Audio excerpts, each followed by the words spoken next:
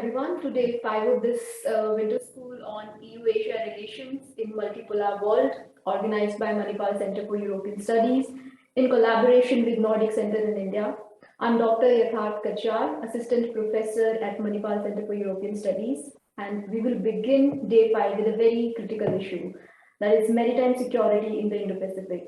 Now, Indo-Pacific region, as you all know, is a vast maritime zone where the interests of many players are engaged. India is there, Japan, France, United States, as well as medium and smaller powers like Australia, Indonesia, and South Africa.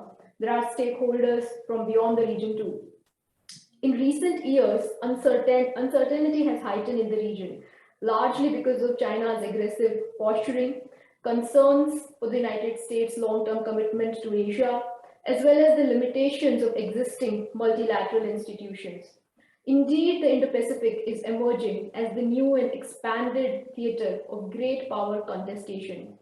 Now, against this volatile and fast-changing regional and global geopolitical landscape, the seas especially are becoming a crucial arena for most, if not all, tensions. Now, traditional as well as non-traditional security threats, which includes natural disasters, human trafficking, illegal fishing, maritime terrorism, these together compound the risk to regional maritime security and stability today. Now, in this backdrop, many countries and regions, including the European Union, have upgraded their strategic policy and have deepened their defense cooperation with regional partners in the Indo-Pacific region. Launched in 2021, the EU's Indo-Pacific strategy has many dimensions, including the maritime security. The 27-member bloc, it's set to promote an open and rule-based regional security architecture, including secure sea lines of communication, capacity building, and enhanced naval presence in the region. Now, to understand some of these issues and discuss these developments in more detail, today we have with us two esteemed scholars, Captain Dr. Gurpreet Singh Khurana and Dr. Eva Pejsova. Captain Khurana, with nearly 30 years of commissioned service in the Indian Navy, is currently a professor at the Naval War College, Goa. He is also the member of the drafting committee of the Newport Manual of Law of Naval Warfare and former executive director, National Maritime Foundation, New Delhi. Captain Khurana also heads the Navy Center on China Maritime Studies at Visakhapatnam. And very interestingly, he is also credited with the first use of the term Indo-Pacific in the context of strategic and geopolitical discourse in India way back in 2007. Dr. Eva Pejsova is a senior Japan fellow at the Center for Security, Diplomacy and Strategy of the Brussels School of Governance. Previously, she was in charge of Asia portfolio at the European Union Institute for Security Studies, the EU's Agency for Foreign and Security Policy Research and Analysis. She holds a PhD in Strategic Studies from S. Rajaratnam School of International Studies in Singapore and has previously worked with the Czech Ministry of Foreign Affairs, the French Prime Minister's Office, the OECD, and the Asia-Europe Foundation. A very warm welcome to both of you. First, we will start with Captain Khurana, who will speak on the maritime security and challenges in the Indo-Pacific. After that, we will move to Dr. Eva, who will specifically talk about the growing role of Europe in the Indo-Pacific. Both the speakers will have 30 minutes each. I request both of you to stick to the timeline so that we have enough time for Q&A discussion with our winter school participants. Over to you, Captain Khurana. Thank you.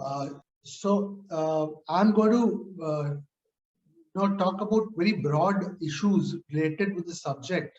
I'm not going to go into functional issues concerning naval cooperation and stuff like that. But nonetheless, if any of the students or anybody has any questions, I will be happy to take it on. Okay, so let us begin here.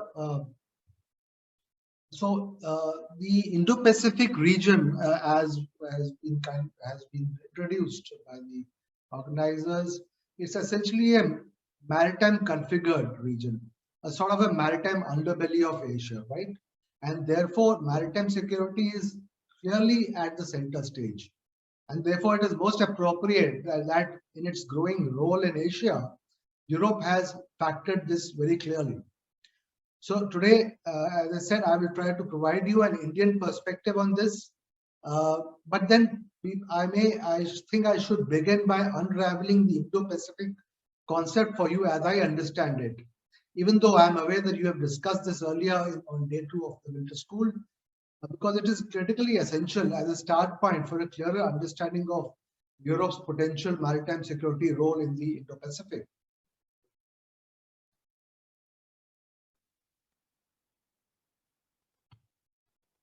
And this is particularly necessary due to the prevailing ambiguities and the lack of clarity on the concept itself, its precise scope, and its sub-concepts like the free and open Indo-Pacific, rules-based order, and its, of course, its emerging structure in terms of the Quad and AUKUS, and of course the EU's increasing role. There are also differences and even divergences among key players. Of course, European Union is a key player with regard to their approaches to the Indo-Pacific concept.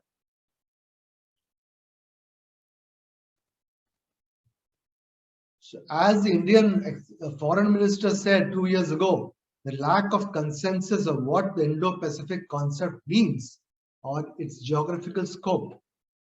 And not much has changed today in the last 2 years. So let's try to unravel this, so-called, if you like, the Gordian knot. So what is the Indo-Pacific? So it may be helpful to deconstruct this into 3 distinct conceptualizations, which of course are interlinked. The first is Indo-Pacific as a region. The second is Indo-Pacific as a vision of some key players, and a few of those players have lately transformed the vision into a strategy. So that becomes the third conceptualization.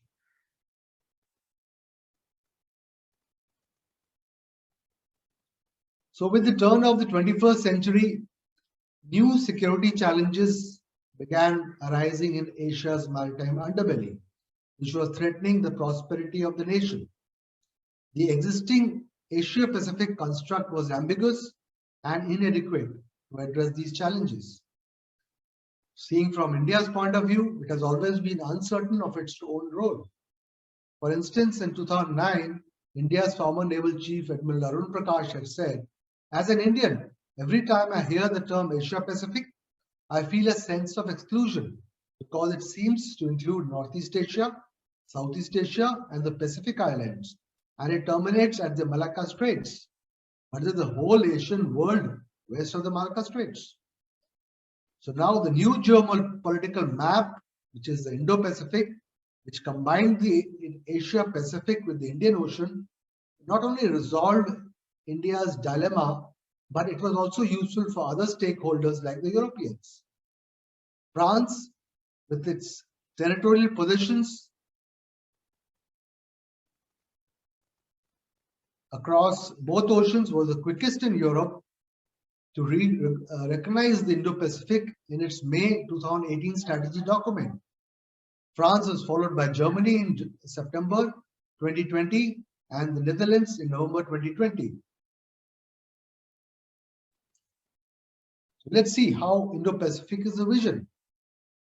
Shinzo Abe's Conference of the Two Oceans, quote unquote, was a vision for India-Japan partnership when he addressed the Indian Parliament in August 2007. This was premised on the security linkage between the two oceans. Of course, that doesn't mean that it didn't have the geo-economic rationale. It did, because much of the security is all about economic development and prosperity. So it was a vision of regional prosperity enabled through maritime security, and specifically, as he said, the security of sea lanes. A question that has never been answered: why did he talk specifically about security of sea lanes? This had an antecedent, which is lesser known, although there is enough literature on this, but there are not much of people accessing that. So in 2006, Indian and Japanese think tanks explored the emerging security connect between the two oceans in a vastly altered geopolitical environment with the turn of the 21st century.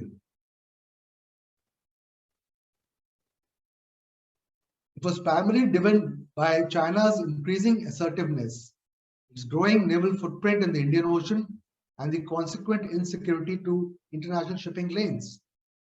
The discussions focused on sea line security cooperation between, of course, the Indian and Japanese think tanks, and it was considered necessary to exert some kind of a persuasive or dissuasive pressures upon China to moderate its behavior. And this was the reason which led to me writing this paper, which came out in January 2007, which also mentioned the Indo-Pacific in this new context.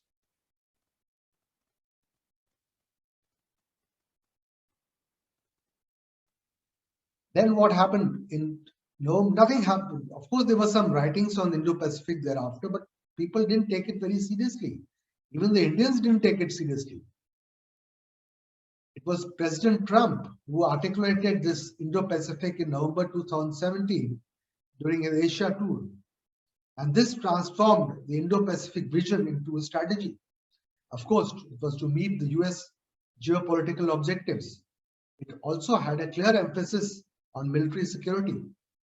And to implement it, President Trump sought to build anti-China alliances by reviving the earlier Quad of 2007, which then held its first meeting the same month, which is November of 2017. And the launch of the AUKUS in September 2021, just last year, is also part of the Indo-Pacific strategy.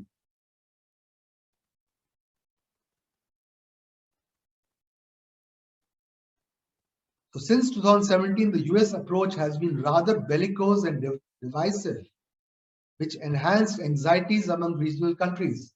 It was a clear deviation from the originally constructive vision of Indo-Pacific, which, as I told you earlier, was essentially to put persuasive and dissuasive pressures upon China. And China was not the only factor. There were many other factors. The PSI, the Proliferation Security Initiative, had been launched in 2004, which was a link between the Indian and Pacific Oceans in terms of trafficking of weapons of mass destruction, for instance.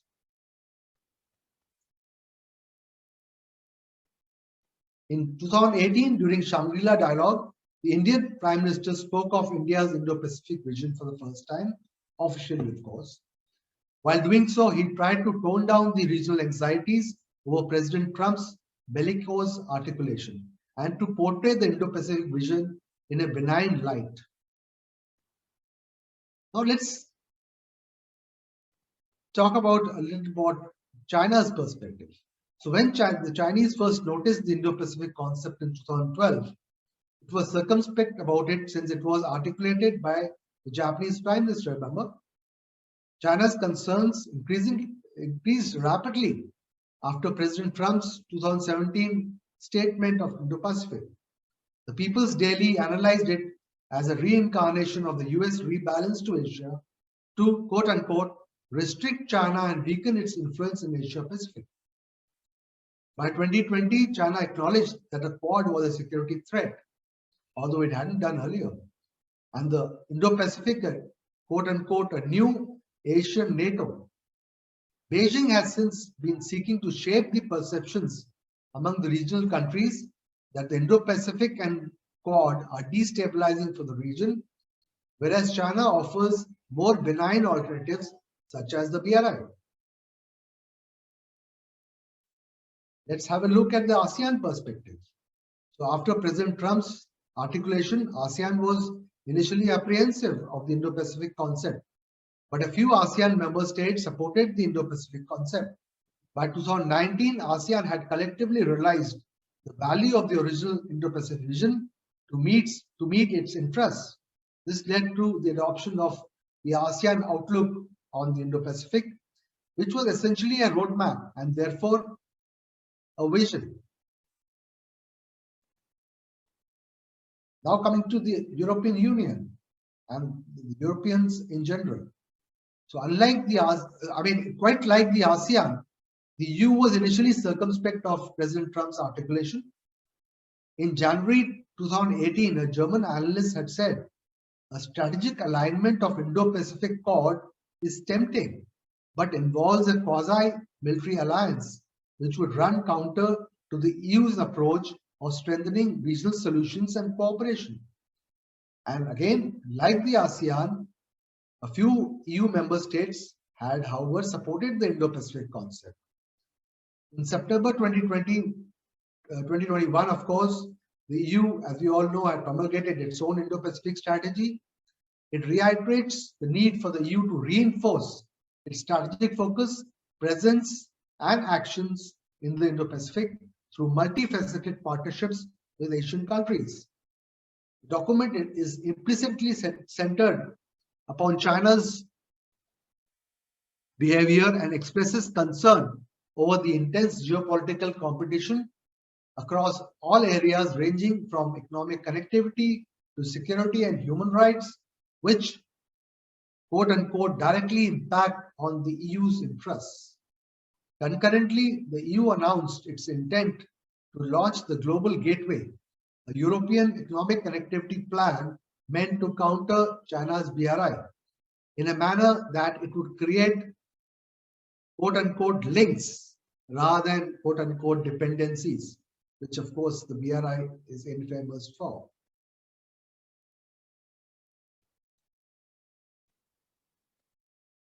So let's look at the hurdles to the attainment of so-called Indo-Pacific vision.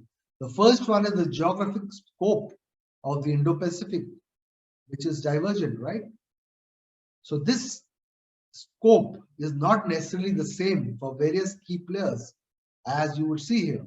It varies since the geostrategic frontiers of the various players differ based on their differing scope of their geopolitical interests.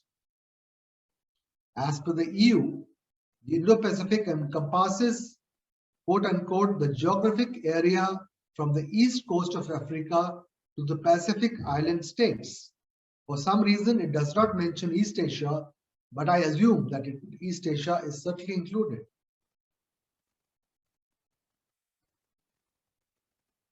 We'll come back to this later. Let's look at the second one. Free and Indo-Pacific, whose interpretation? The US and its allies use the jargon of free and open Indo-Pacific to counter China's actions, particularly in the South China Sea. While the precise definitions of these terms vary, one could broadly infer that free refers to the traditional freedom of navigation and freedom from coercive threats in and from the sea.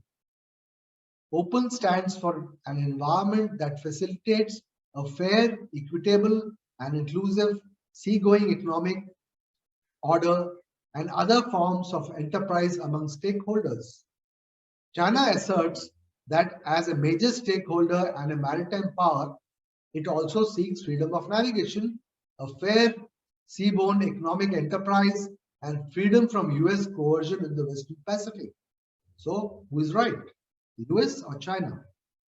It adds that its interpretation of UNCLOS on freedom of navigation is more aligned to the position of other Asian countries, including India.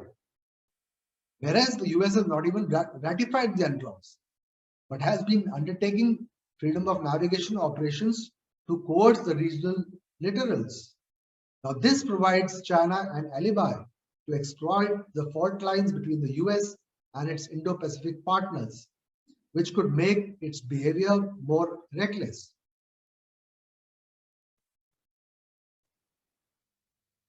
Third, rules-based order. Whose rules?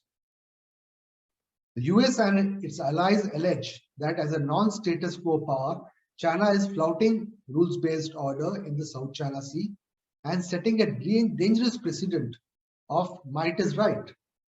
For instance, Beijing rejected the 2016 verdict of the Permanent Court of Arbitration in its legal case against the Philippines.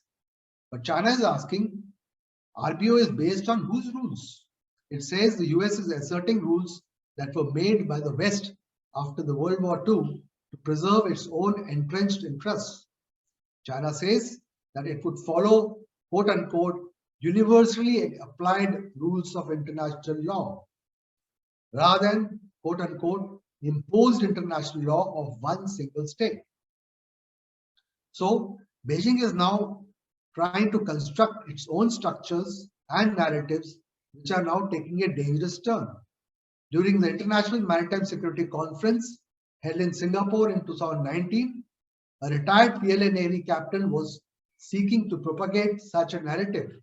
He said, the UNCLOS is based on a historic Roman legal system and is therefore an unfair imposition upon Asian values. But then he was not expecting an Indian in the audience to oppose him, who said, India too represents Asian values, but upholds UNCLOS. India accepted the adverse PCA verdict of the International Court against Bangladesh, and that Indian was me.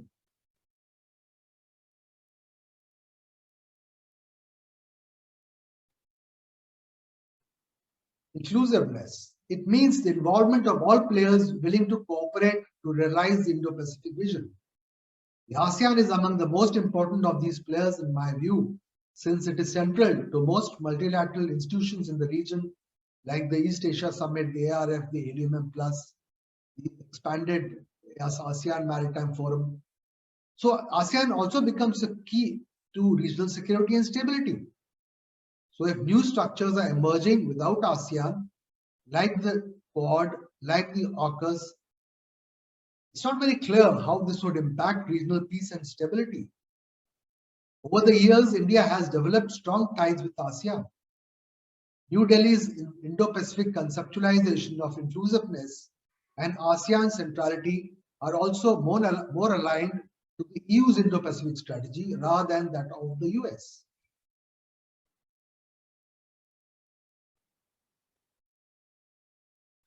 Polarization. So this is another possibility in the region. Will the overbearing effect of the US Indo-Pacific strategy strengthen China-Russia strategic partnership to become an anti-West military alliance? Further, the ASEAN outlook on the Indo-Pacific, that vision statement, indicates ASEAN's intent to avoid choosing sides between the US and China.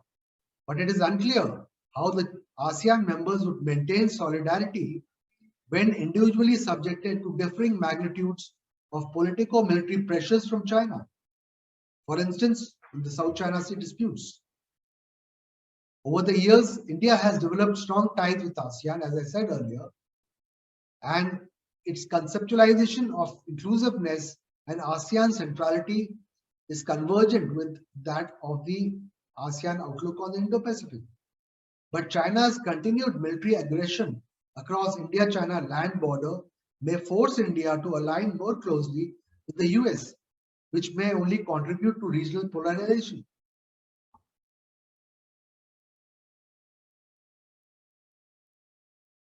Another challenge is the fundamental divergence among key players on the concept of security. President Trump's quasi-military alliance against China was sought to be forged through the Quad. And if you recall, earlier the Quad was called the QSD, Quadrilateral Security Dialogue. On the other hand, India conceptualizes security in a more holistic sense. It involves multifarious aspects like human safety, economic connectivity, managing new technologies, sustainable harvesting of maritime resources, climate change, healthcare, and so on. This has been clearly validated in the last 2 years when the Quad began to respond to the COVID pandemic through distribution of oxygen and vaccines.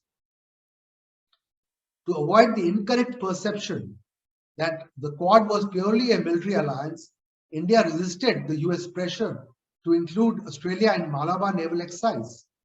But after China's increased military aggressiveness across India's northern border from 2017 to 2019, India was forced to relent and Australia joined Malabar last year, in fact in 2020. Lately, the US has accepted the need for a softer focus for Quad, quote unquote. This is ostensibly due to India's insistence.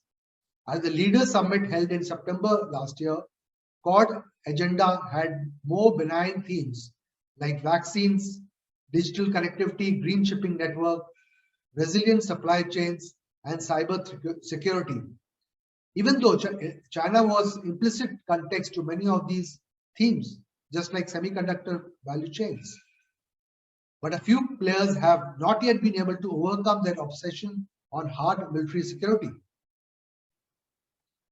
Now let's come to the latest one, the AUKUS. In September 2021, it was formed between Australia, the UK, and the US. It's clearly a China-specific security alliance. Not surprisingly, the Chinese media has begun its offensive, saying the AUKUS will lead to a dangerous arms race, nuclear proliferation, and may even destabilize the region. So it is unclear whether AUKUS would restrain China's assertive behavior or enhance regional frictions. But it is clearer that AUKUS has brought about new fault lines. It seems that the AUKUS was formed to step in because the Quad had shifted its focus away from military security to counter China. This could lead to divisions within the Quad itself. Also, the EU, which is an avid supporter and stakeholder of the Indo-Pacific concept, was not consulted over the AUKUS, and France was particularly hurt due to the cancellation of the submarine contract with Australia. The question going around is, will the EU seek strategic autonomy from transatlantic alliance? At least in the short term, this could weaken not only the US-EU solidarity, but also the Australia-France-India trilateral grouping formed in 2018. AUKUS is also a divided issue amongst the ASEAN members. Notably, Singapore and Philippines are positively disposed towards the AUKUS, whereas Malaysia and Indonesia have expressed their opposition. These fault lines may only embolden China to become more assertive. China may also step up its efforts to widen the rift among the key players. Now, finally, let's look at the way ahead. The ultimate objective of Indo-Pacific Vision, which is regional prosperity enabled through holistic security, entails collaboration at various levels on multifarious themes and through a disaggregated approach. So let's have a look at such an approach. First is the geographic scope. The inconsistency among the key players concerning the geographic scope of the Indo-Pacific is the first challenge, of course, but the players may identify the substantial overlaps in terms of geographic scope and their geopolitical interests and collaborate within those overlaps. For instance, the European states and India could jointly assist the island states of the Western Indian Ocean region against illegal fishing in their EEZ. Similarly, Europe could collaborate with Australia for maritime surveillance in the Southwest Pacific. Now let's look at the notional Indo-Pacific architecture. This may be useful as a theoretical construct. While we have the free, open, and inclusive Indo-Pacific vision at the apex conceptual level, the political level has a valuable toolkit with various regional mechanisms. The EAS, ARF, ADMM+, you name it. Also the ASEAN and EU-ASEAN and EU-India partnerships, along with, of course, the Quad and the AUKUS. Now, these tools differ in terms of their representation, which is not bad, which is good, because one can choose the most appropriate tool, which means the most appropriate format to achieve a definite objective. For instance, a trade-related objective which needs China's involvement may be optimally addressed by the East Asia Summit or the ARF, where China is represented. But if you want to develop a suitable economic connectivity infrastructure, just like the global supply chain of the European Union, as an alternative to the Chinese BRI, the EU-ASEAN and EU-India partnership, or even the Quad, may be more suited. Similarly, AUKUS could deter China's military aggression. This political level needs to be supported by the functional cooperation among national agencies, which may not be limited to the navies and coast guards, but would also need to include sectors like trade, transport, economic connectivity, travel, tourism, disaster management, new technologies, blue economy, healthcare, and so on.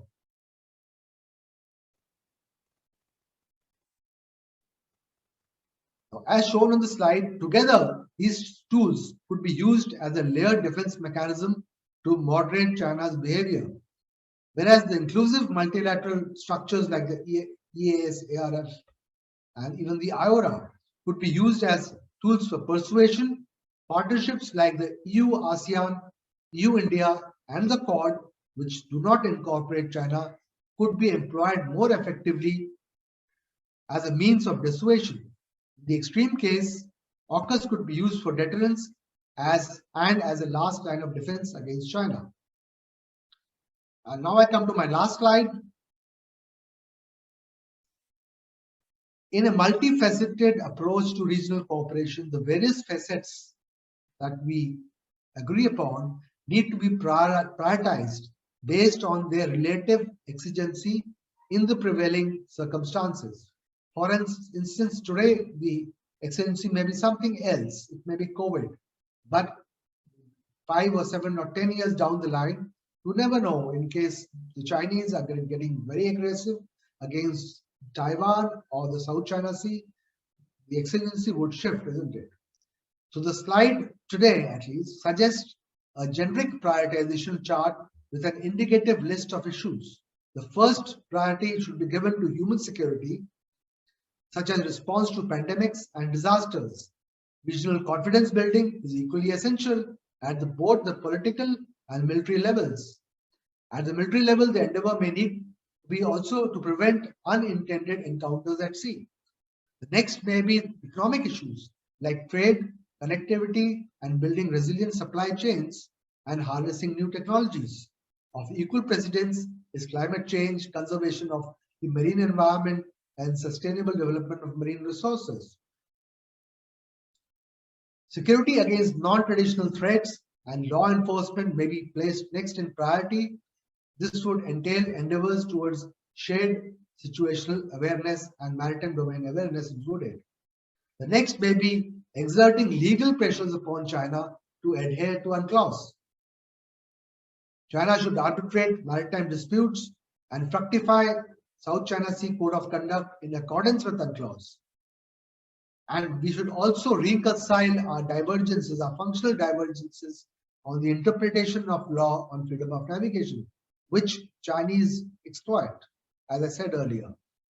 The last priority is military security. It's not that it is not relevant, it is highly relevant, but placed last in the priority today, but merely as a tool for assurance and insurance.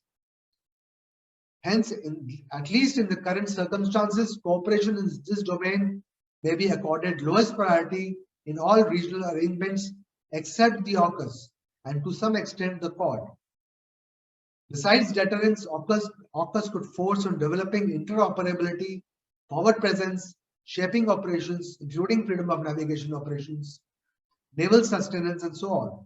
Whereas the Quad may also strive to achieve operational compatibility, including through combined naval exercises like Malabar.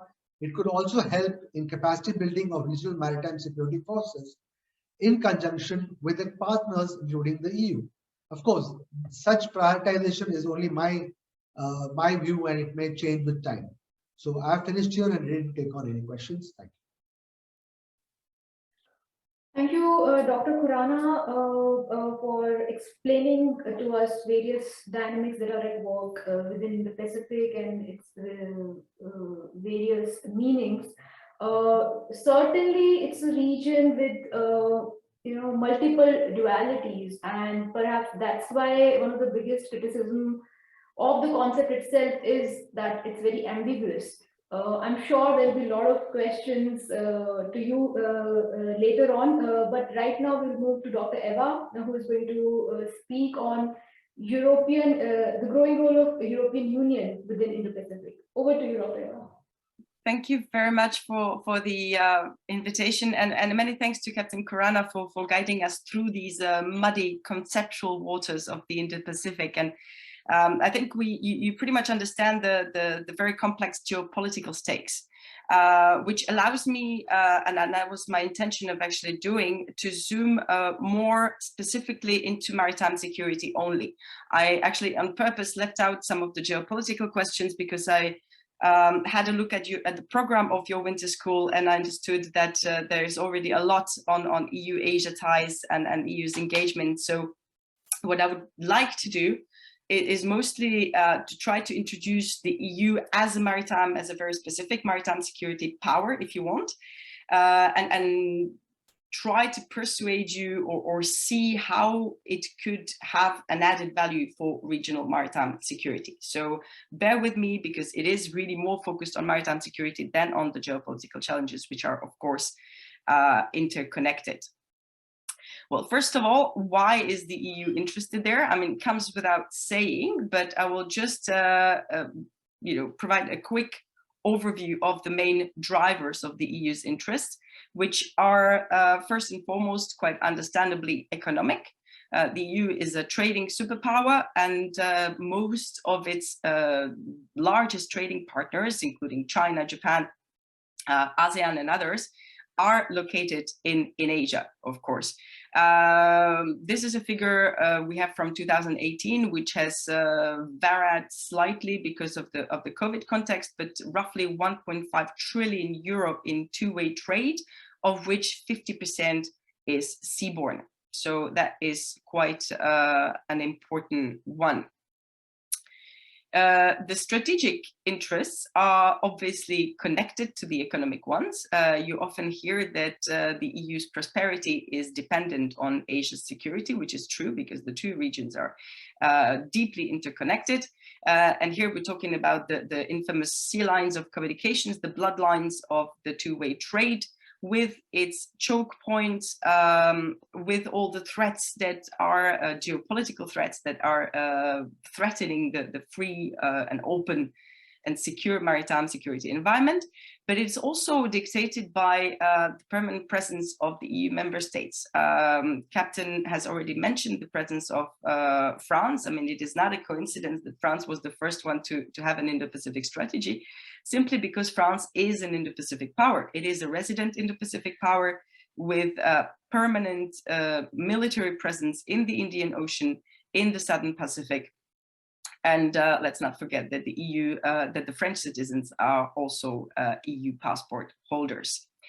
The political commitment is, I would say, another major driver. As you know, the EU, and I believe that also the purpose of this school testifies of it, the EU is actively trying to step up its role as a foreign policy and security player globally. We now have an EU strategy for cooperation in the Indo-Pacific, which was released last year. But this effort, this ambition has been, I think, mostly noted since 2015, but it's been there before. We have seen a major upgrade, a major step up in political security cooperation with many Asian partners. So you would have these strategic partnerships with China, Japan, India for many years, but there is that were quite vague. But really, since 2018, 2019, you see a major step up in political security cooperation with maritime security as a key pillar. Korea, Japan, Vietnam, ASEAN at the more kind of regional level, but also India. And I'm happy to go more into details on some of those agreements or what they entail. But it really all testifies of the increased political interest of the EU in the region. Let's not forget that the EU is also a member of some of the regional organizations, the ASEAN Regional Forum. It is a public secret now that there is an ambition for many years now to be part of the East Asia Summit, or some of the other regional groupings, such as the extended ASEAN Maritime Forum or the ASEAN Defense Ministers Meeting Plus. And again, you will understand the logic of this presentation at the end, because I will try to demonstrate why it should be. The normative interests, you often hear talking about Europe being normative power, or Europe being a normative superpower, whatever that means, and people are often puzzled. Obviously, freedom of navigation, rules-based order, maritime multilateralism are all these somehow, perhaps to some people, vague concepts, but that are extremely important, especially when it comes to maritime security. But I would like to reiterate that in the case of the EU, it is not because the Europeans come from Venus, or because they have some sort of these selfless ambitions that they want to defend the global order. We need to repeat that these interests are deeply selfish. Of course, the European interests depend on these. Let's not forget that we are a sum of small countries and that hold together because we stick to rules that guide us. And these principles are not something that we promote just because of our, superior ambitions, but because they are part of our national or regional strategic interests. Now, listening to Captain Khurana's presentation, I inserted last minute this slide because it is, well, more geopolitical, but I think it describes well the sort of polarization and emphasizes again what has been said in the previous presentation. That is of deep concern to the Europeans. And we can talk about how we feel about China, and we might eventually get into this in the discussion afterwards. But it is really this more fragmented geostrategic environment that has been a problem in itself. So it is not just the rise of China, it is not just the many concrete security hotspots such as the East China Sea, South China Sea, that pose a problem, but it is this overall dynamic that has been posing a problem to maritime cooperation in general, including on functional security issues. And what we see is also that in this world of great power rivalry, and I would say, we're getting back to the 20th century logic, sort of. Unfortunately, many of the functional security problems and new problems, environmental problems, or good governance problems, get completely sidelined. And that is actually one of the issues and one area where I believe that the EU has a role to play. Now, when we talk about the EU's maritime power, I usually, especially when I talk to my Asian audience, get a lot of raised eyebrows because, well, simply, how do you even want to talk about maritime security if you do not have a navy? So I thought it's very useful, especially to students who are not familiar with maritime security concepts, or what do we really understand by maritime security, to focus a little bit, just to introduce what we are really talking about.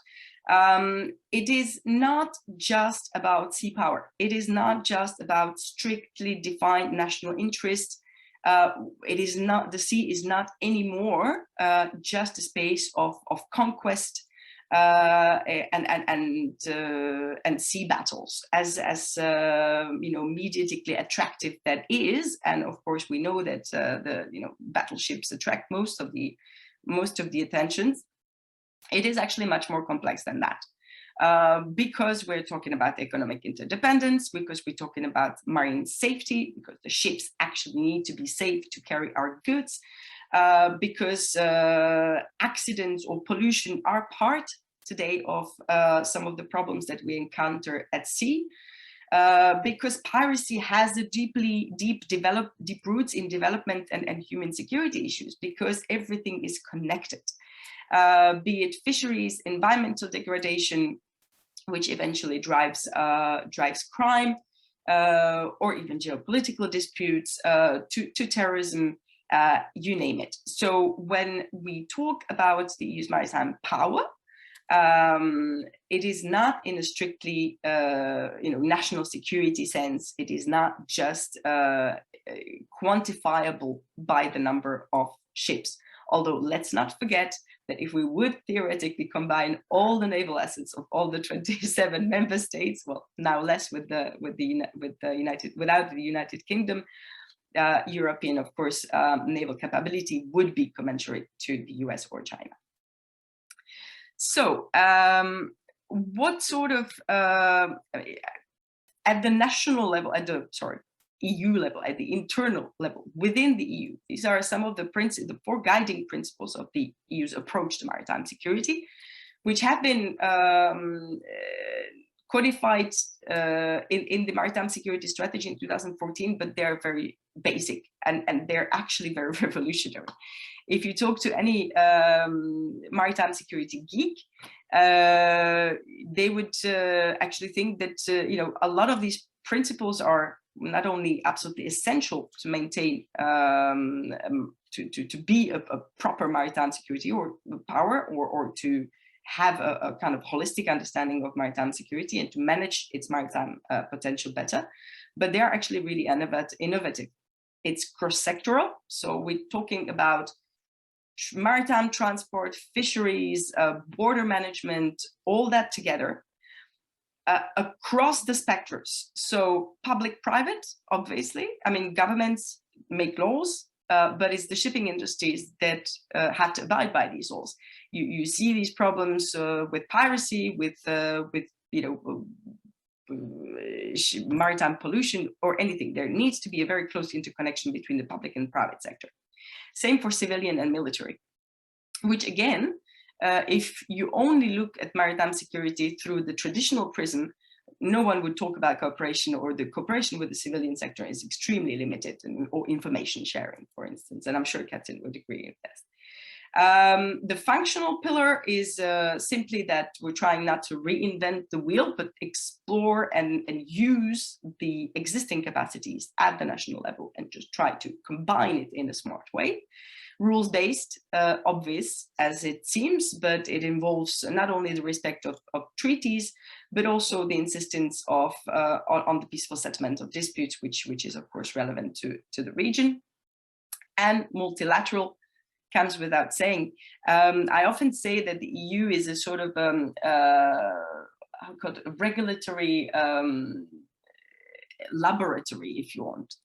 You never see in the world, it's a unique experience to have really 27 national entities negotiating or interacting together at everyday basis, which is boring at times, extremely complex. But frankly, when it comes to maritime security and when you realize how multilateral it needs to be, because you simply, all the problems are transnational, then it's an extremely valuable knowledge or know-how that has been accumulated at the European with the European experience. I won't get you into the details of many agencies that actually manage the European maritime space itself, but what is important for the Indo-Pacific or for its external action is what is seen, right? So you would see the political, the practical, and the normative. You could say that it's not the only thing that is in the toolbox. I mean, I simplify here. You would, there's of course the economic weight as well, but just on what can be applied in the Indo-Pacific. So, well, you have the political commitment, which is in the different declarations. You have signaling, and I'm kind of, you can read behind the lines that's also, for instance, what we do when we react to some of the hotspots, right? When we talk about the South China Sea, what we do, we eventually signal strongly that we are against it because it's against the rules-based order, etc., etc. What can we effectively do? The practical engagement, well, you have the EU's own maritime CSDP missions, which is something that is very particular. I'm happy to talk about it later, but that's difficult to be deployed in the region. You have a new concept that has been mentioned in the Indo-Pacific strategy, which is one of coordinated maritime presences. Again, I'm happy to discuss it afterwards, but that's something that can be eventually deployed in the region. Capacity building, of course, with all the tools and all the knowledge that we have painfully accumulated over the years, we're happy to share. But there's also the naval deployments of the EU member states. Again, I was somehow imagining that the captain would talk more about the South China Sea, so I didn't get into detail there. But as you know, there is the French presence, now the German frigate sailing through the South China Sea. There is a UK presence, which is not an EU country anymore, but there's a lot of cooperation on the ground, which play into the European dynamic. Of course, it's all defending European interests. And finally, the promotion of rules-based order. Again, I see the time is running fast, so I won't get into details, but there is a lot of diplomatic weight at the UN level, for instance, that the EU can seize to promote more loudly some of the problems, some of the principles that are being under threat that we heard of. And to finish this I would say effort to convince you of the EU's added value, I thought I would give a little bit of a few concrete examples of what we are really talking about.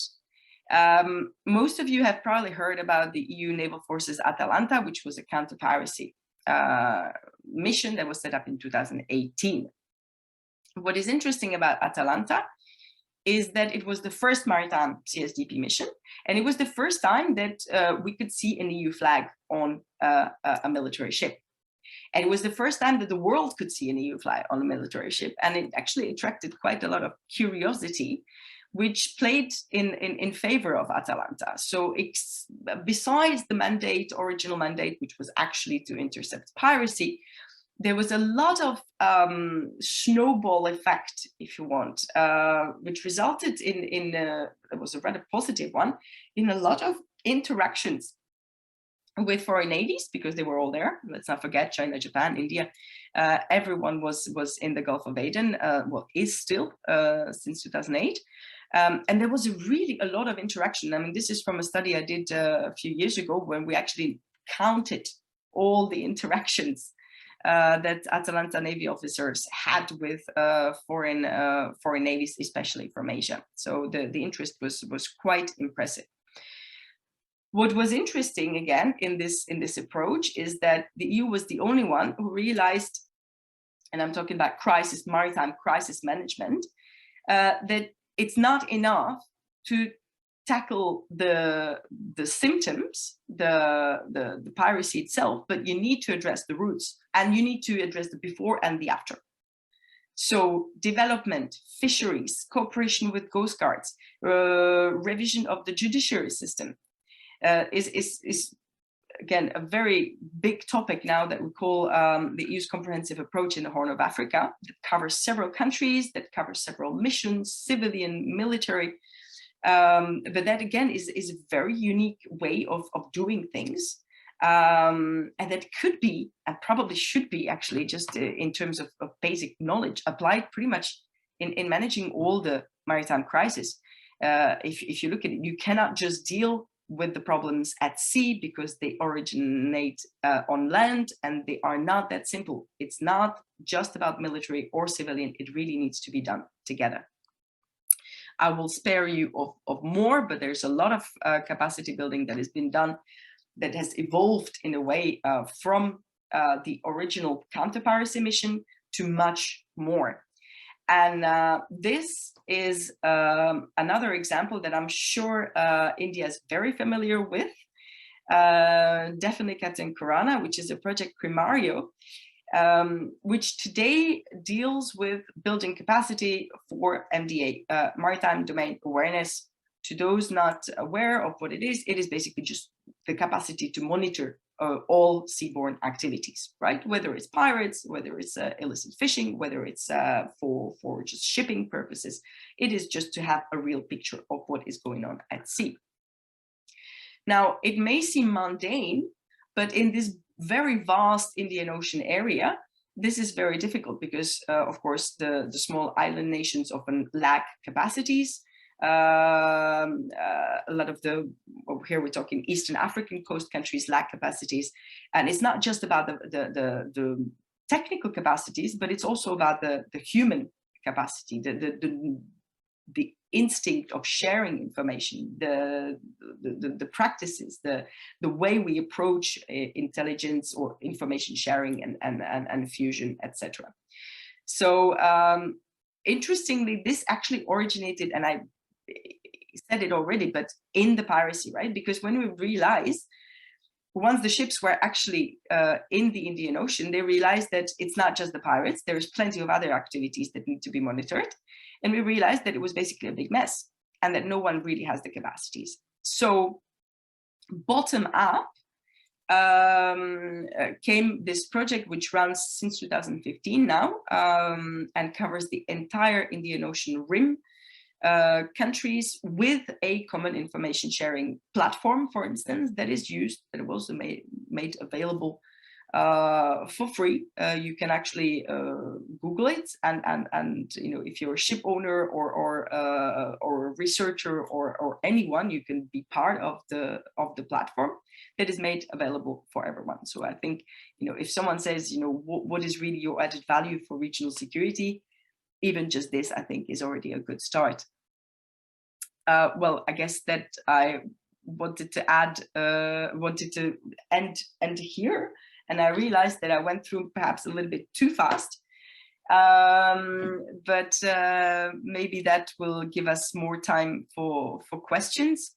And again, I'm more than happy to go more in depth on South China Sea, on more of the geopolitical issues that we are dealing with. But I thought it was useful to remind some of the things that the EU does, not just for the sake of, I'm not paid by the European Union, but because I often hit the wall of questions and surprises when we talk about the added value for the EU in the region and saying, what can you do since you do not have ships? And I wanted to, you know, say that there's a lot that can be done without ships. Thank you so much, Dr. Eva, for indeed a very informative and convincing presentation with regard to EU's maritime role in the Pacific, where otherwise, as you said, it is considered as a peripheral actor, more of a normative power, less of a strategic actor. I'm sure we have a lot of question and answer. I request all the participants to either post your question in the chat box or raise your hand, unmute yourself and speak. Anand has already raised his hand. Okay, Anand, you may go ahead. Please direct your question, address the speakers. Sure. Good morning, good afternoon, Eva ma'am. Given that you have a significant amount of perspective on how things work out in Japan, and I know this might be slightly deviating from a main subject, but nonetheless, from a maritime security perspective of Japan specifically, given that it's a part of the Indo-Pacific as well, and since it has a lot of threat actors going in its own neighborhood, such as Russia, North Korea, for example, even some sort of turbulence from South Korea, and obviously China and sort of Taiwan as well, since it's sort of perpetually surrounded from threat actors. And again, since it's a valuable asset to the EU as well, what is the EU stance, firstly, on the maritime security of Japan, and whether security of Japan as a whole could also contribute to the maritime security of the Indo-Pacific as a whole? So that's it from my end. Okay, thank you. Can we collect a few, perhaps, so it gives me a bit of time to respond? Abhishek, you may go ahead.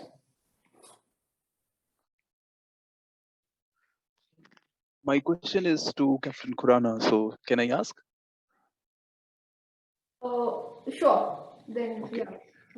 Okay, thank you, Captain Khurana. I mean, I have to admit that thanks for this clarity which you have given about this whole concept of Indo-Pacific, because for me it was really a lot of clarity for my work. So my question is, I'm not into maritime thing between India and EU, but more into higher education, research and innovation. So my question is to you is that you said Indo-Pacific can be a region-specific vision and strategy. So someone who is not in maritime, let's say, or military related affairs, other than those fields, how would we perceive this Indo-Pacific when we want to work or facilitate between India and EU? I don't know. My question is this. Thank you. Thanks, Abhishek. Just to add to what Anand said, if Dr. Eva, you could just elaborate on Sure. this aspect also. The recently signed Japan-Australia Defense Pact, how do you assess that, the reciprocal access agreement? Also to Dr. Khurana, I have a question. We have been discussing about Indo-Pacific since the very beginning of this winter school, and a lot of things have come up, but one thing on which I want to know your view is that is this, would you consider the whole idea of Indo-Pacific in the concept, is it a regional approach or a Western imposed concept on us? What is your view on that? Maybe Dr. Eva can go first and then Captain Khurana. Over to you, ma'am. Sure. Okay, so well, thank you for the question. The EU-Japan ties are actually really interesting because if you have, well, we always claim that we're the best friends, but for the longest time, and yes, we have those shared values, etc., etc. But for the longest time, let's face it, the EU-Japan relationship was mostly economic one, and it was, you know, there's no pointing fingers. It was due to, well, the EU's own kind of reluctant or not yet developed ambition as a political security player itself, or a security player itself. And it was due to Japan's US alliance. But Japan was mostly always and still relying mostly on the US for its security. Now, as you know, since 2015, 2016, with the US shift a little bit inwards, there was many US allies that have been trying to diversify partners, and we have really seen a greater interest of Japan suddenly to connect with the European partners, including on security. So the progress really dates from this shifting mindset under Trump or since Trump. So it's here to stay, of course, I think. It's on a good way, but it's still rather slow. There is in maritime realm, there have been 2 naval exercises actually with the Atalanta ship and Djibouti last year. So that's considered already as a breakthrough. So of course you need to build an operational capacity. You need to just get to know each other. So we're still in a very, you know, I think I would say it's still baby steps, but the major political step has been done. The EU is, of course, very much aware of all the complex stakes around Japan. Each are quite different when it comes to North Korea. You know, we have our own line of thought and talk on North Korea. The EU is actually quite active in some of the non-proliferation talks and has been there since Cato, since the 90s. So we're trying to figure that out. On EU-China, on Japan-China, again, you're acting more on the Chinese side, so it's not through Japan, although of course there is a lot of, especially on the track 2 level, there's a lot of consultation going on. Same with Taiwan. When it comes to the Senkaku Jiayu dispute, it's not EU's role to be telling anyone what to do, but of course, the same as for the South China Sea, there is a lot of effort to try to look at some of the joint development initiatives, to try to look at legal solutions, etc., etc. So, I mean, I think the main step, as I said, politically has been taken, and that's so now it's on the roll. We would like to eventually work towards what we call a framework participation agreement, which is a joint crisis management agreement that would allow even greater cooperation. But again, it's not only about Europe in Asia, but it's also about a support of some of the Japanese activities within, let's say, the UN framework or within the the EU CSDP missions in Africa. I think there will be a lot of potential in security cooperation in Africa or the Middle East, for instance. It's a two-way street. On the reciprocal access agreement, I think it's a good thing. I think these are the sorts of rather practical agreements that should be done more. We have been discussing this more as an expert level as a possibility for the Quad countries, for instance.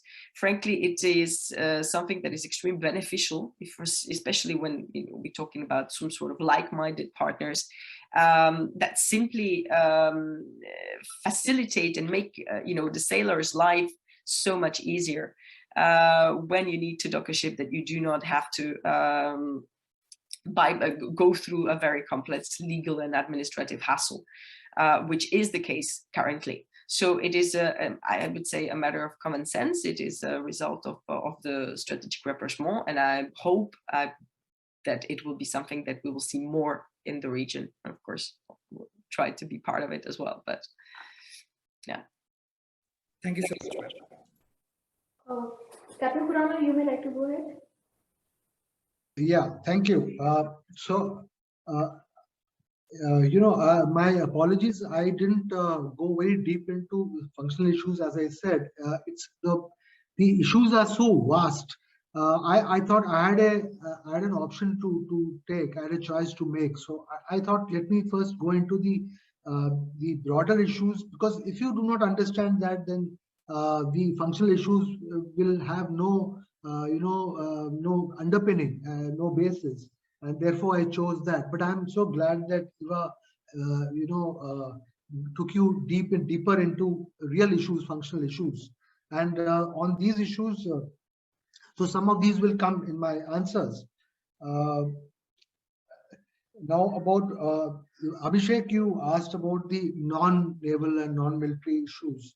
You see, since the Indo-Pacific is essentially, as I would say, maritime configured region, so that's the reason why maritime issues will certainly, take the center stage.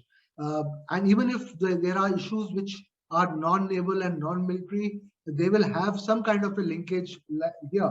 For instance,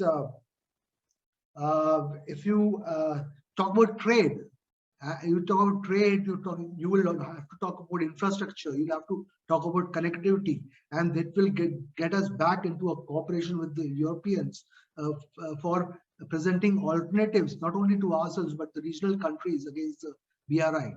So each and everything falls in place there.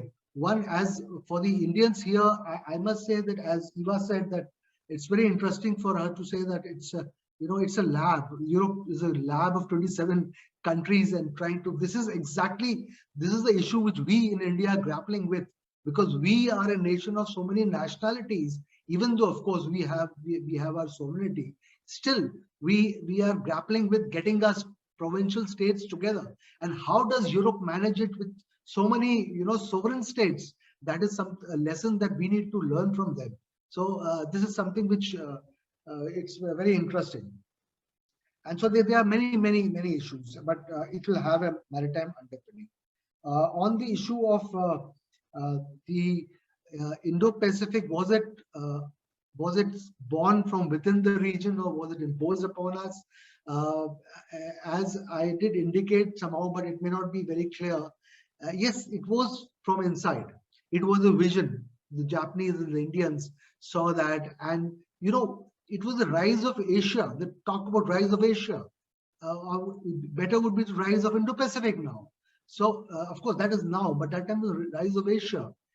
It was going well, but then there were security challenges. There was a proliferation of nuclear weapons with Pakistan, Iran, North Korea access, stuff like that. Then the Chinese came in, and the Chinese deployed this new generation submarines in the Indian Ocean in 2006 onwards. So this was a thing which created insecurity to Japan and India. And therefore, it was not only China, but everything. Security was supposed to be backing for prosperity. And so certainly, in my view, at least, it was self-generated vision, but then nobody took it seriously until President Trump, with his charisma or whatever you may say, and he imposed it upon us. And that is what actually caught the attention of the political players. Of course, the Australians had, of course, incorporated the Indo-Pacific, but then nobody takes it seriously, you know. So it was generated from within, but then the texture, the dimension of the Indo-Pacific that is being imposed upon us, there is now a push and pull going on between the regional countries on one hand and the Americans on the other hand. And fortunately, let me get back to the EU here.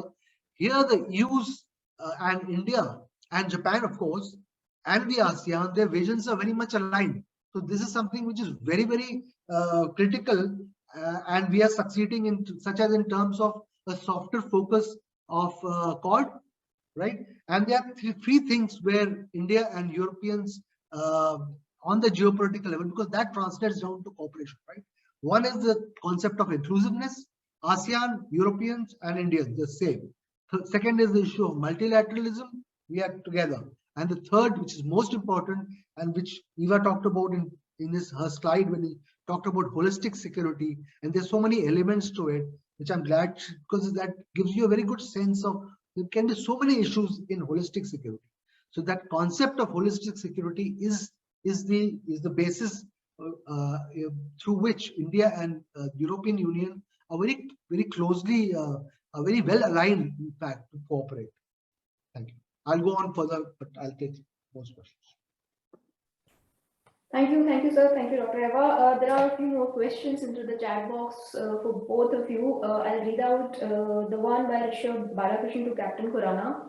He's asking, sir, will the idea of Quad Plus still remain a dissuasive measure, or will it move towards the deterrence measure against China? That's his first question.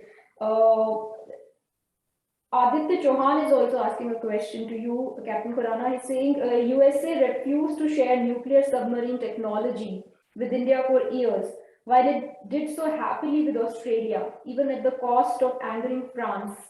What could be some of the reasons behind this unseemingly strange behavior? Those are two questions for you. There is a question for Dr. Eva as well. Rishabh is asking, looking through the lens of infrastructural developments in the Indo-Pacific, how collaborative are Japan, India, and the EU? Since individually they all have their own lead projects in the area as a response to BRI. That's a question to Dr. Eva. We'll take these questions, and then maybe in the next round we have a few more hands raised. You want me to go? Yeah, sir, you can go. Okay, great. So two questions. Yeah, first is Quad Plus. In my personal view, I do not think that will be very constructive. From the Indian point of view, because we don't want the Quad to be seen as a military alliance. Okay, so it would be amounting to ganging up against China, which will not be in the interest of the ASEAN countries also. And it's not, even if India wants it, they would not come in. And therefore, I had shown the slide in which I thought it's perfect now. You have the ORCAS to do the heavy lifting as a mechanism of insurance. Because the Quad was not fitting into the scheme of things, and this is related with the American question of American submarines 20 also. Just remember that at the back of the mind. The Americans knew that, you see, India is not a formal military ally, and it's a policy. This flows from our cultural and historical ethos that we do not want an alliance, and therefore it would not be, the Quad would not be a suitable platform for deterrence against China. To some level, yes. A dissuasive measure, yes. But with the Chinese right across our border, of course, this is the same problem with Japan as well, but India, it is even more dire. We would have to, as Eva said, it's national interest. Okay, there is no a great feeling or something which drives the statecraft. It is national interest. So we would not go into that. Now, coming to the second question about we Indians, we are very emotional people.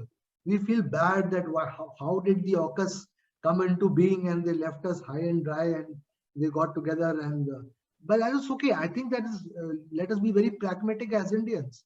We should be happy about it. We are building submarines ourselves, nuclear submarines, so as to be able to influence events in the South China Sea, where we cannot have sea control because of the Chinese A2AD anti-access policy strategy. And so, if we are doing it, if the Australians, put their nuclear submarine in South China Sea, don't you think it will be a great help to India? We will achieve something without having to do it ourselves. So you have to be pragmatic in what you think. Now, the question is, why are the Americans not giving us their nuclear submarines? They will not, because they of course need us against China, but they cannot trust us enough. We go to the Russians and ask for S-400. How can they trust us as much? So you see, when you get into a military alliance, there are some costs involved. There are very heavy costs involved.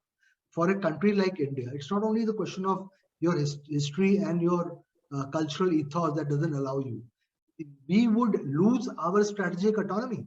And that is the reason we are not being an ally of the Americans, and therefore the Americans will not give us the nuclear submarines. And the same thing, the Russians are helping us, have been helping us so far. Of course, with their limitations and all that. So the next best option for us, given the similarities between India and France in terms of this, their strategic autonomy, their concepts of strategic autonomy, they are quite well aligned. And therefore, we can request Eva to take the message back home, and then maybe the French can give us nuclear submarine technology. Can I just follow up on that? I think, yeah. Well, I think the Europeans or the French and the Indians can, we can mutually dry our tears over AUKUS, but I don't think that that's any strange behavior. Let's not forget, and with all the things that Captain Korana just said, I mean, difficult to add more, but let's not forget that the three are very close allies.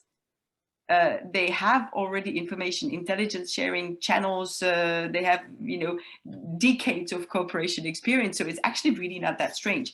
And even the French eventually got, after the initial shockwave, I think we understood it, and everyone does, understand the long-term perspective and the rationale that drove this move. But on Quad again. 100% agreeing with Gurpreet again. Quad is often misunderstood. It is not about containing China, and one of the reasons actually that the Quad Plus came to be was precisely to try to persuade the world or some of the Quad partners of the utility. Because we were always thinking, what is it really? It's not institutional. It has never been institutional and will never be institutionalized. Apparently, when we talk to intimate to some of the Sherpas of the Quad, for instance, it is really just the dialogue. So what is the purpose? How can they deliver? And that's why we eventually turned into this vaccine diplomacy and some of the concrete deliverables, because that follows up on the initial Quad. That was there since 2004 after the tsunami disaster, really. So suddenly it was about public good delivery, right? And you would never be able to get South Korea on board or even France or any of those current plus partners if it was really about China. And one of the reasons why it is not about China is also thanks to India and Japan, frankly. Because it is not a US-driven initiative. It is really a quadrilateral. So the participation of Japan and India, I think, is a very important one that drives it. It's two different animals, AUKUS and Quad, very different ones. But my question on the infrastructure connectivity, very quickly, the global gateway is supposedly supposed to connect all these, right? Now, the thing about connectivity is that competition is good. In a way, we could all thank the Chinese Belt and Road Initiative, because suddenly everyone is interested in building infrastructure in Africa and South Asia, and everyone, let's be honest. And you know, when we all eventually, it's not about countering or whatever geopolitical term we want to use and say we're countering the Belt and Road, but we're really doing is offering an alternative. Because one of the problems, and the biggest problems with BRI, was that the countries had no alternative often, and it was easy money. So once you have the choice, you know, being A, African, or B, a South Asian nation, or port, or railway, or whatever, you should be able to access either Japanese or Indian or European or Chinese and make your choice. Because not having a choice is actually a form of coercion, and that was the problem with Belt and Road. So it's not a problem of having a lot of them. I think it's a healthy competition in the environment, and it could only raise the quality afterwards of the infrastructure. Thank you, Dr. Eva. There are a lot of hands raised. We'll take all these four in one go. Gauri, Priya, Chloe, and Anirban.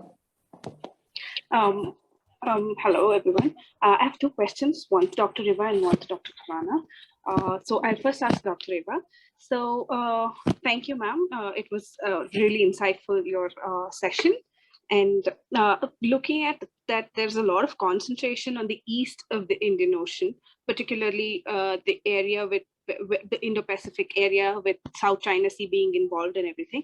Keeping maritime security in mind, what stakes does the EU have in the western side of the Indian Ocean, keeping in mind terrorism and counterterrorism operations that play a key role in that particular region? And to Dr. Khurana, thank you, sir. What are the initiatives that the Indians can take with respect to the Western Indian Ocean, keeping in mind terrorism as a threat, to bring a multilateral focus to the security of that region? Thank you. My question is to Eva. So Eva, the question that I wanted to ask is, how do you see, what effective role do you see the EU as playing as a maritime actor in the Indo-Pacific, given that, well, capacity is one thing. You just mentioned in your presentation that EU lacks, having a European Navy, let's say. But at the same time, when it comes to policy competence, EU also lacks having an exclusive competence in the security realm. And of course, it also seems polarized in the sense that on the one hand, you have countries like France or the French president saying, let's build a European army. So let's have more strategic autonomy in the entire security and defense realm. On the other hand, you also have certain member states who shy away from the very idea of European army, or let's say a European navy. So how do you see the EU in that sense playing a very effective role as a maritime actor in the Indo-Pacific? Thank you. Sure. Do you want me to?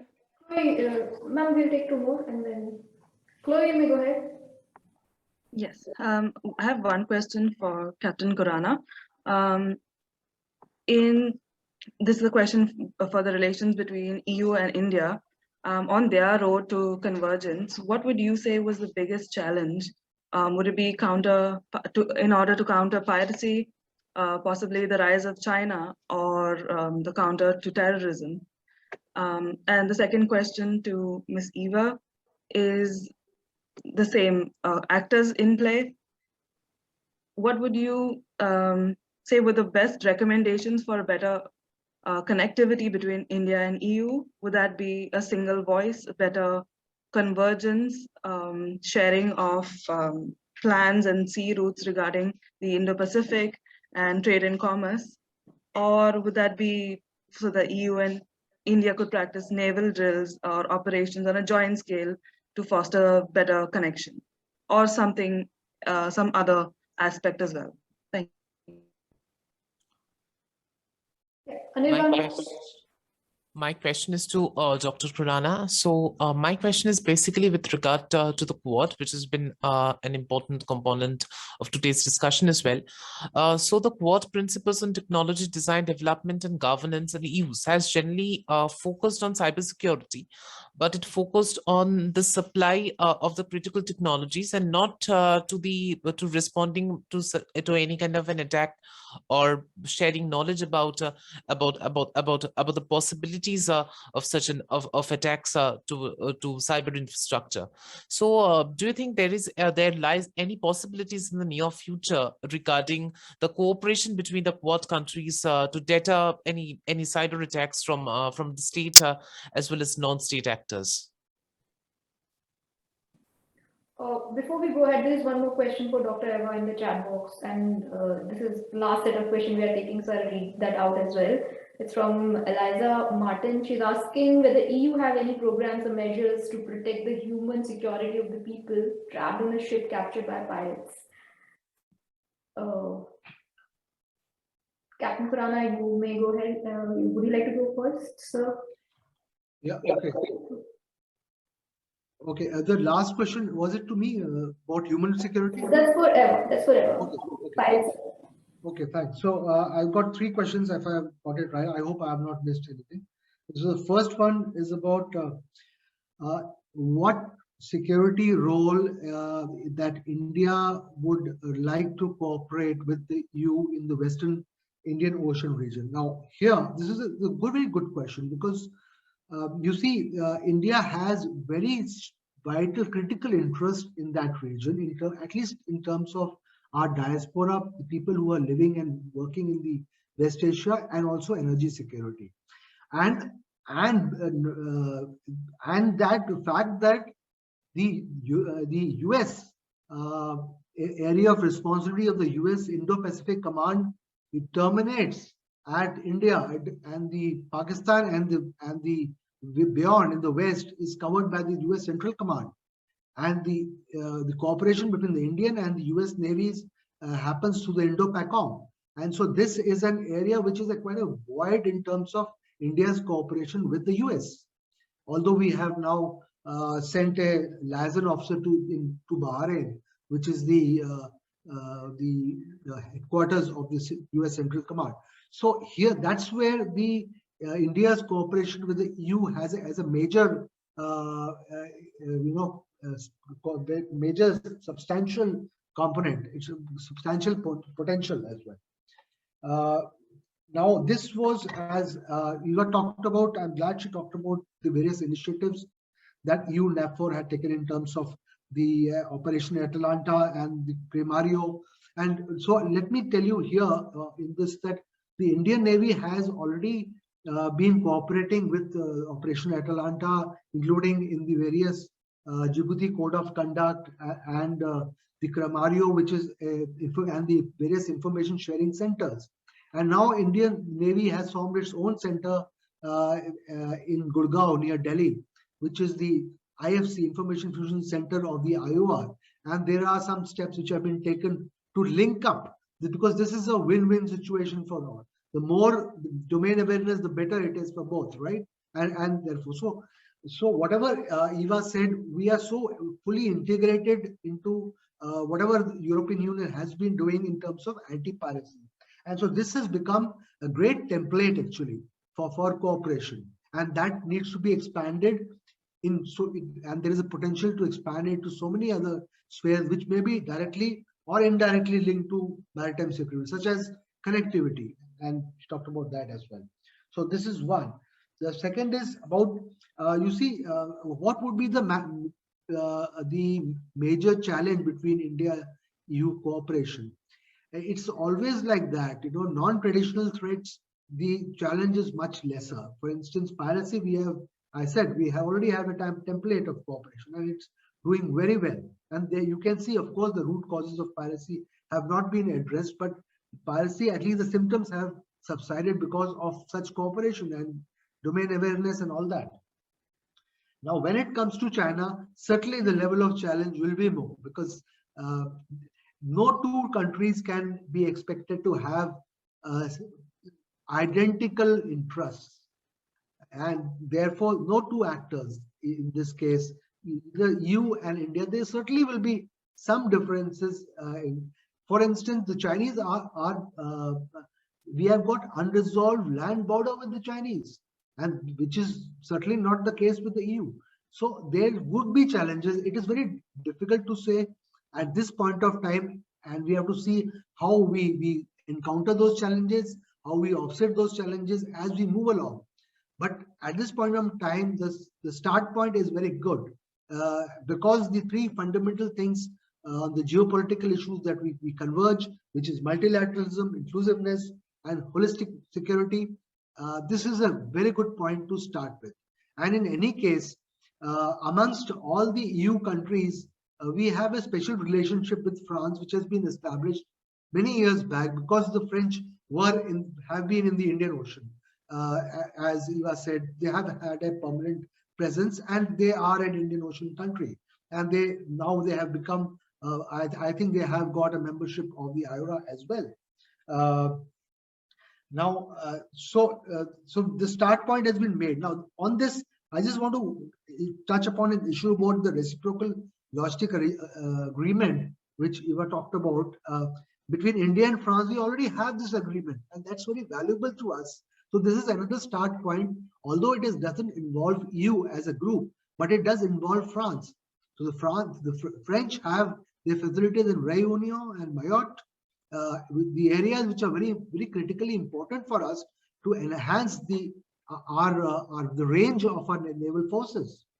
And it is, I think, an open secret now that the Indians wanted some kind of a facility in Seychelles and Mauritius. And because of the internal domestic politics, it is very difficult to do this now. And so there are real question marks on whether India would be able to acquire such facility, essentially to enhance the range of its forces, not so much against China, of course China too, but then to help these countries to tide over the non-traditional security issues and all that. And with the French having signed with India the logistic reciprocal agreement, we get access to theirs and they get access to our bases. Thank you. Dr. Yes, can I? Okay, I had 4 questions, if I understand correctly. It was Western Indian Ocean terrorism. So typically at sea, actually, there's one initiative that has been launched last year. Have you heard about AGENOR? It's the European Maritime Security Initiative in the Straits of Hormuz, which was set up very quickly, by the way, in reaction to the detention of the Norwegian and afterwards the UK vessel by Iran. That's some concrete example of what has been done. Okay, it's not EU, it doesn't have an EU flag on it, but it involves 7 European countries, and it's coordinated by France. I think there's rotating leadership of that, but of course otherwise I mean that's just the maritime one. Otherwise there are dialogues, and I guess that actually even answers one of the other questions with India on managing terrorism, on radicalization. In fact, there was 4 priority areas between EU and India, which was counterterrorism, crisis management, maritime security, and cybersecurity. And within the counterterrorism pillar, if you want, there's a lot of talk, but of course, it depends. That there's different lines of approach, if you want. There's a lot of self-radicalization, or dealing with or de-radicalization, dealing with returned soldiers from the Middle East, etc., etc. So it's a lot of information sharing and experience sharing, for instance, in that domain. But at sea, I think the good example is AGENOR. You can look a little bit more into it, but it's an interesting one. What competence does the EU have to deal with some of the Indo-Pacific issues, or that's how I understood it, since it is divided on some of the basic issues, including, well, having a European army? I think and I'm not sure if South China Sea, for instance, or some of the hotspots were in your mind when you formulated this question. But I think what we need to realize is, what do we need there? Do you really need a landlocked country such as Slovakia or Czech Republic to be actively involved in the South China Sea, since they don't have any ships? No. If you actually think about the countries that can be involved or send some ships, such as the UK, such as France, such as Germany, such as the Netherlands, they are all there. So that's one thing. Second thing is, and that's enabled by, or mentioned in the Indo-Pacific strategy, is this concept of coordinated maritime presences, right? So the idea is basically that if a navy or a naval asset of one member state is somewhere, everyone is there. So it is basically an information sharing, if you want, or maritime domain awareness instrument that allows the real life sharing of situation of information about a given situation to the entire union.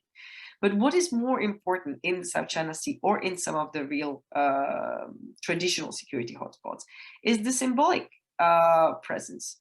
Do we really need more gunboats in the South China Sea, or is there one of the biggest problem is that there's too many gunboats? Now, I'm not trying to imply that we should, withdraw from the region, but I'm just saying that the main added value, or the reason why we're there, is to give a very strong symbolic political message that we disagree with a given action. But it's not about a quantity of ships that will actually physically be there, which may result even in more accidental skirmishes and accidental warfare in the end.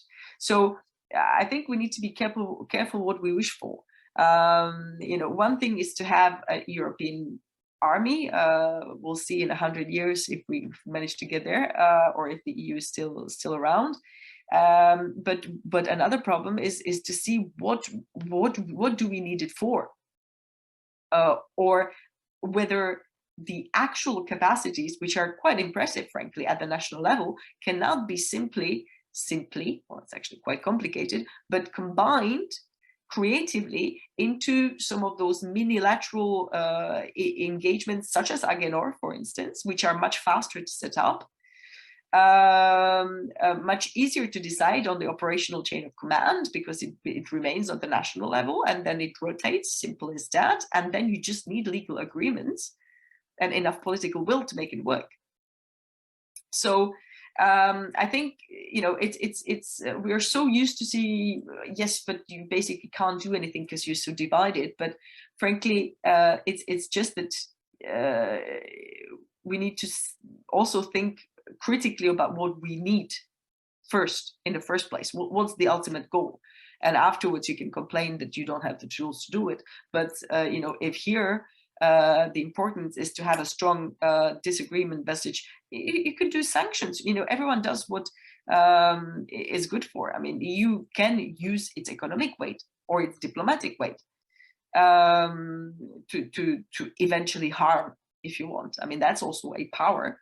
It doesn't need to be translated into the purely military language, which others do, right? So it is also about repartition of roles, and that's why it's crucial to talk with like-minded partners, because we can just agree of who does what to achieve the same goal, right?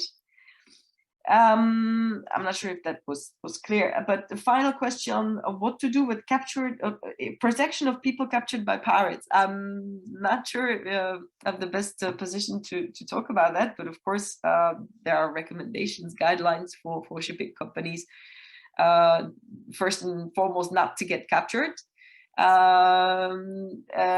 which they don't always listen to.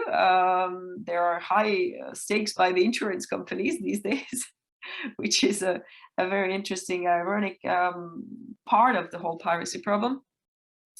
I guess they are protected by the UN Human Rights Convention, and if they're European citizens, we'll do everything to get them safe back.